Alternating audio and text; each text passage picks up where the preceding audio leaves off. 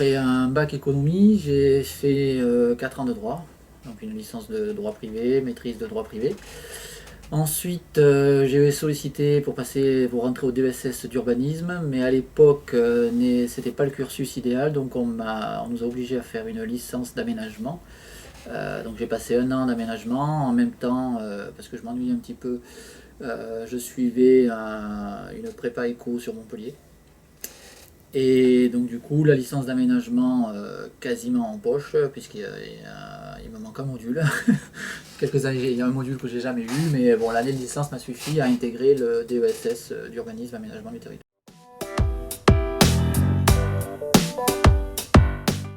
Bon souvenir d'une manière générale, bon souvenir parce qu'on y était quand même bien. Voilà, encore une fois, c'était la même taille d'université, mais c'était quand même une université où on était bien. Les profs, j'ai des bons souvenirs de profs. Le campus, voilà, j'ai pas beaucoup d'autres souvenirs, non. C'était déjà si le campus qui changeait, c'est-à-dire qu'on était les premiers à peut-être inaugurer. Alors, je ne rappellerai pas les noms des amphis, mais les amphis doivent être amphi 3, amphi 1. À côté du vieil amphi, là, donc tous ces bâtiments nouveaux, je les ai connus quand ils se sont montés, quoi. D'accord. Voilà. Donc non, je garde des bons souvenirs. Des bons souvenirs. Voilà. Ensuite, quelques regrets peut-être sur des parties d'enseignement, mais sinon franchement c'était des bonnes années, des bonnes années.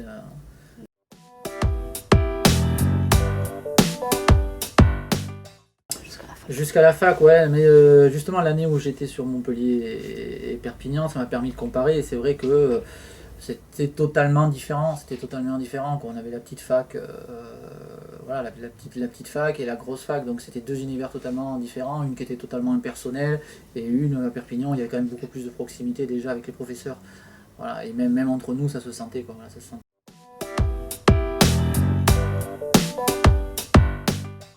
Journée type, j'en ai pas. Voilà, j'en ai pas parce que j'ai pas une journée qui se ressemble. Voilà, j'ai pas une journée qui se ressemble. Comme je suis seul à ce poste, je suis amené à faire des tâches diverses. Donc j'ai pas vraiment de journée type qui sont liées à mon agenda, ce que je peux faire. Donc c'est lié aux activités de l'association, voilà, de ce que l'on fait. Il peut y avoir des journées où on va faire une demi-journée de comptabilité, une demi-journée de prospection d'entreprise, d'autres où on va passer des semaines entières à porter des actions d'aménagement, d'animation, d'autres où on va suivre des dossiers d'aménagement, d'installation. Donc là on va être plus sur des préoccupations juridiques, foncières, économiques. Il peut y avoir des parties, des moments de l'année où on est sur le budget de l'association, donc là on est à 100% sur des budgets prévisionnels, les ratios de trésorerie, de rapports dépenses, recettes, voilà. Donc il y a pas, j'ai pas une journée type en disant ma journée elle est décomposée de telle étape. C'est un peu, je vais pas dire au jour le jour, mais presque.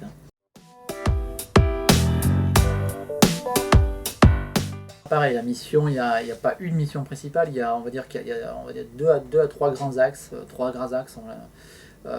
Une mission qui est la mission première, c'est de fédérer, comme toute association, c'est de fédérer les entreprises qui sont implantées sur un territoire. Voilà. Comme il y a des associations d'étudiants qui se regroupent pour peser dans les décisions, ben nous c'est la même chose. Les entreprises se regroupent pour essayer de peser ou de participer aux décisions d'aménagement de la zone. Donc on est l'interlocuteur principal des collectivités publiques, que ce soit donc maintenant la métropole, le conseil général, la chambre consulaire, la ville de Perpignan. Voilà. Donc on est l'interface, voilà. On est le représentant, le porte-voix des entreprises. Ça c'est la première mission. La deuxième mission ensuite c'est une mission d'animation du territoire au sens très très très large.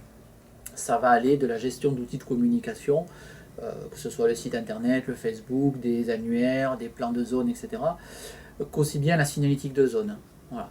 Mais aussi faire vivre la zone. Alors faire vivre la zone par des animations, des semaines commerciales, des événements, des after-work, des matinales, des déjeuners d'information, des services, la mise en place de services, on considère aussi que c'est l'animation. Donc on a mis en place un comité interentreprise que sûrement vous connaissez, c'est la carte 3A et que désormais les étudiants de la fac de Perpignan vont pouvoir en bénéficier.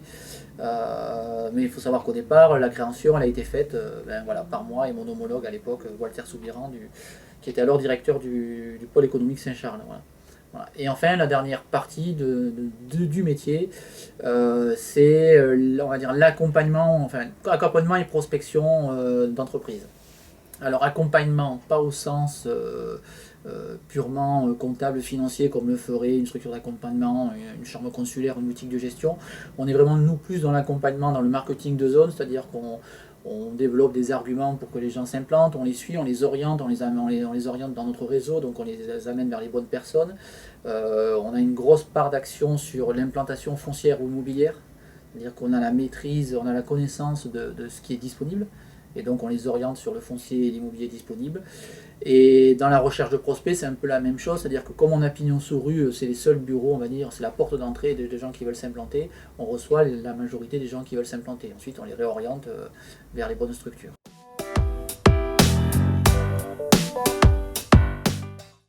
Alors, je ne pourrais pas vous le dire, parce que cette association, elle fonctionne comme une entreprise, c'est-à-dire qu'elle est gérée par des chefs d'entreprise.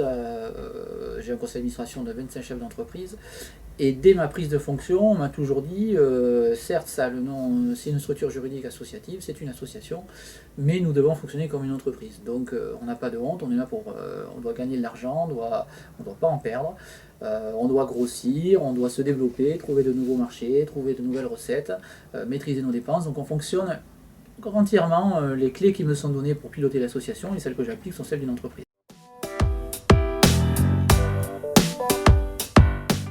Oui, il y en a toute l'année. Là, les gros projets, les dates importantes, ça va être 2017, parce que l'association va fêter ses 50 ans. Donc il va falloir qu'on commence à réfléchir sur un programme d'action et faire savoir au public que cette zone a 50 ans et qu'elle a changé d'image. Donc il y a tout un travail à faire sur l'image de la zone, sur l'animation, enfin voilà, tout un tas de travail sur le développement. Donc ça, c'est pour 2017. Et ensuite, on a des projets qui sont des projets d'action concrète, d'entretien de la zone, de développement commercial, où là je ne peux pas rentrer dans les détails parce que voilà, c'est des choses qui sont assez confidentielles. C'est un peu compliqué à chaque fois de parler d'implantation commerciale dans le contexte actuel, mais voilà, ça fait partie du développement de Polygone, y compris sur des projets aussi industriels, c'est-à-dire qu'on attend la concrétisation là, dans les 2-3 mois qui viennent de deux gros projets industriels qui, s'ils se feront beaucoup de bien à la zone. Voilà.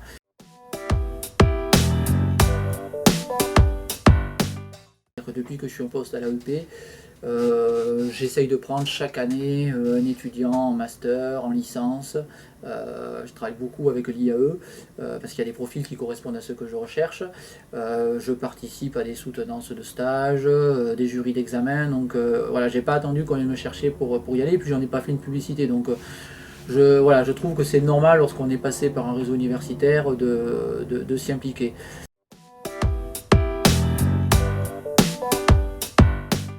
Le réseau Alumni, je le connais pas bien, mais c'est une bonne chose que ça ait été fait.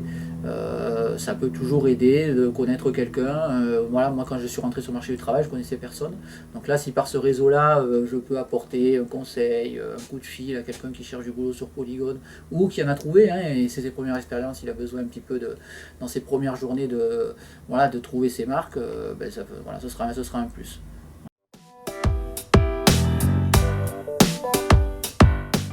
Et encore une fois, les stages, qu'ils n'hésitent pas, à bien choisir son stage. Pour moi, c'est vraiment le point sur lequel j'insiste.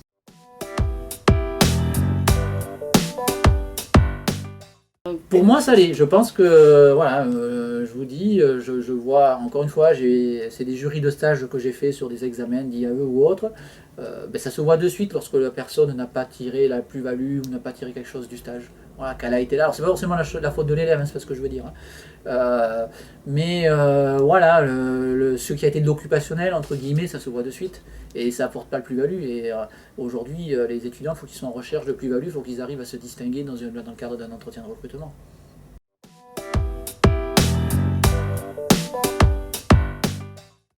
Voilà, c'est bien ambitieux de donner des conseils, vu la situation économique actuelle, c'est très compliqué, et puis tout peut être interprété.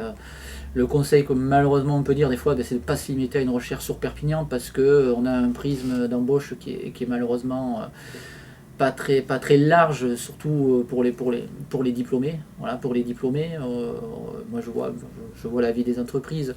C'est vrai que du bac plus 4, du bac plus 5, il n'y a pas forcément les débouchés. Maintenant, il faut essayer de se les créer.